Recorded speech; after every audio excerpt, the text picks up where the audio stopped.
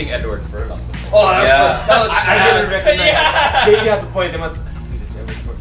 no! Dude, he let himself slide. Really slide. It's like, dude, weren't you like this pretty boy before? Now you really look like a drug addict. No, I think after that movie, he went back to rehab. I'm serious. Yeah, that was kind of sad. But as far as everything else, I like the comedy. The action was good. The action was excellent. I knew that at some point they had to make sure that Seth Rogen looks better than Jay Chou. At the end. At the end. Yeah. Because that was one of the dangers with the old show. She always looked awesome. And here, throughout, Jay Chou was kicking ass, and Seth Rogen was like, yeah. That's why he was making a joke out of it. Yeah, he was making. It was a joke. Okay, it was the intention. You're the martial arts expert, and I'm here. Well, I came up with the concepts. Yeah. You know. But in the end, he had to save Jay Chou too. At some point. That's true. Yeah, even though he tripped. Yeah, that was a cool. I think they were really playing on that whole idea. Yeah. About no, it's really Kato who's carrying the Green Hornet. Yeah. It's really true. It's the Even truth. in the old one, Kato's the one who could kick ass. Now the guy had a good gun. That's what he had. Yeah, He could shoot, yeah. you know. But here the guy couldn't even shoot. Yeah. You know, but, Yeah. But yeah, I believe in the original. It's like it's understated. It's like when you watch it, like my God, here's Kato, like kicking ass. Do you and all remember that Dragon Bruce Lee story with Jason Scott? Yeah, I watched that. So they had that scene yeah, where they made fun of the guy. They made fun of it. They made fun. Van Williams played the director of that scene. He was the director, so he knew all along. He always said it. It was awesome. He carried me throughout the show. At least he could admit it. And remember, there's that part that when Bruce Lee goes back to Hong Kong. In Hong Kong, it was the Kato show. It wasn't the Green Hornet. Yeah. So here, you knew that Jay Chou's gonna be. oh shit, man, the pizza's there. All right. See, this is authentic. It really made it interconnected. Lone Ranger. Yeah, because was really Lone into Ranger the Green Hornet. started radio serials. Within a few years, they decided, okay, let's take it out of the Cowboys. Let's make it more modern. So they said, okay, let's make the Green Hornet. But the way they wrote the character is supposed to be, he's supposed to be the son of James Reed, who is a nephew of Daniel Reed, who was the Lone Ranger. So technically, Britt Reed is the grandnephew of the Lone Ranger. There you go. That's why Mike's fired. That's why we have Jason here now. So like the Lone Ranger movie that comes out, it's like a prequel. It's kind of like a prequel. if they ever do a decent Lone Ranger movie. Well, I think they're pushing through Because that. now, look, you see these comics now. Okay, the last few years there have been these good comics by Dynamite about the Lone Ranger. Yeah. And since it was such a success, they decided to do a series of Green Hornet comics also. One series is written by Kevin Smith. Yeah. And there's another series where it's like Britt Reed Jr. already. And his Kato is female. Yeah. I know. I've only seen the covers. They're painted covers by Alex Ross, and I've been curious, but I can't afford another title. There's too many copies. You gotta control it. I know. It's one of those things. It's like crack. I know. You do comic reviews, right? You do if you have comic collectors. Yeah, that's true. So anyway, and then surprisingly, everyone I've heard, all of my friends who like watch Green Hornet, they're like, yeah, it's pretty good. All the guys. The one girl that told me about the movie, she hated it. She loathed it. Chris liked it. Oh, she did? I was surprised. I already warned her at the time. This is Seth Rogen movies, the Uber King. Yeah. Not the kind of guy you'd fall in love with. Yeah. It's like, but Jay Chou, he's guapo. Seth Rogen's like the funny, bit overweight dude who always plays stoners. Yeah. This is the one time that he didn't play a stoner. Actually, when I watched Superbad, I bought my ex at the time. Yeah. And I have to admit, like halfway through the movie, I was like apologizing to her. I was like, I'm sorry.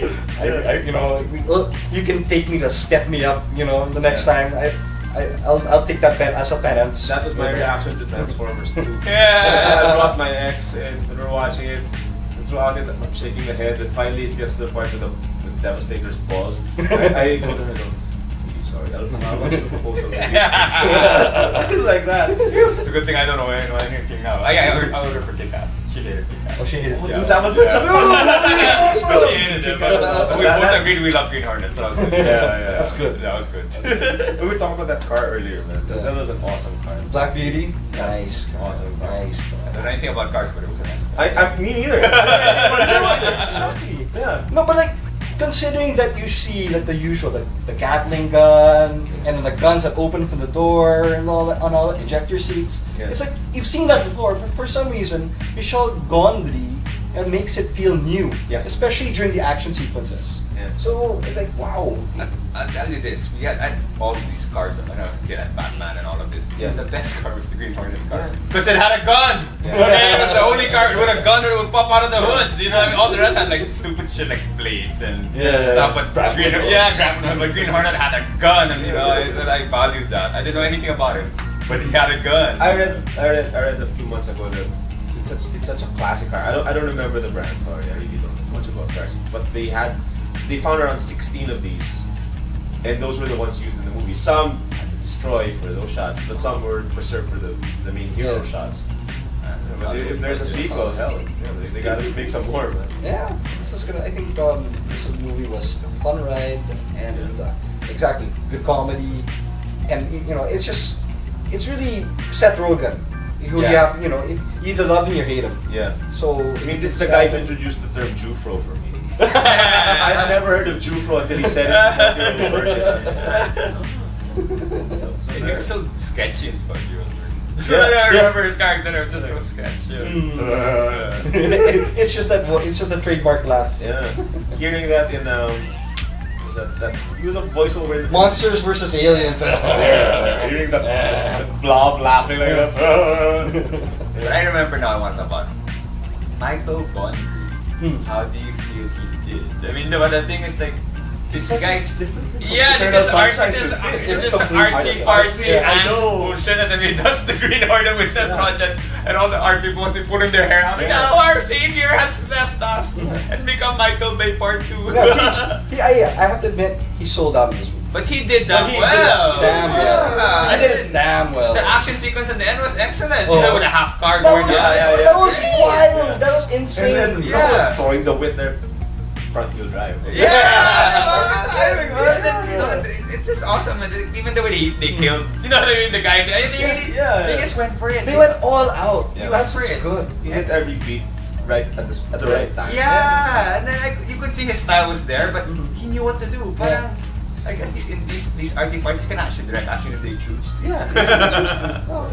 He played relatively straight until the action scenes. Action scenes where he like went all out. Yeah. He went all out. I was really impressed. I was really worried about it if he wasn't going to be able to pull it off. Because it's a bit, he likes all this experimental shots and everything. But he really pulled it off. I know. You guys gonna go somewhere? Definitely. Sometimes we're selling outside of bad people. I was thinking that earlier today about Christoph Waltz also, because people are gonna say, has he sold out? Has he sold out? Dude, the guy won an Oscar. He's been languishing in Europe for probably at least 5-10 years. Now he's getting offered these big roles with lots of big money. Why not sell out? You know, and I can always go back to doing the artsy Put it this way, right? Put it this way. You know who the first choice for the villain was? Nicolas Cage. See, so it's a good thing he turned it down. It's a good thing. Think about it, right? Would you rather see Christoph Waltz as Bludnovsky? Yeah. Or Robert De Niro's little fucker? You know what I mean? I'd rather see Bludnovsky. Exactly. You know what I mean? That, if you want to talk about selling out, that's the sellout. Anyway. So, ratings? 5 stars! Whoa! I give it a 4.5. Yeah. I'll give it a 4. You suck. Okay, I'll you're give it a out. 4. Mike's here. It was fun. Yeah. It was a fun movie, but not much going on, you know, in the head. But then who cares? Yeah, what are you doing for?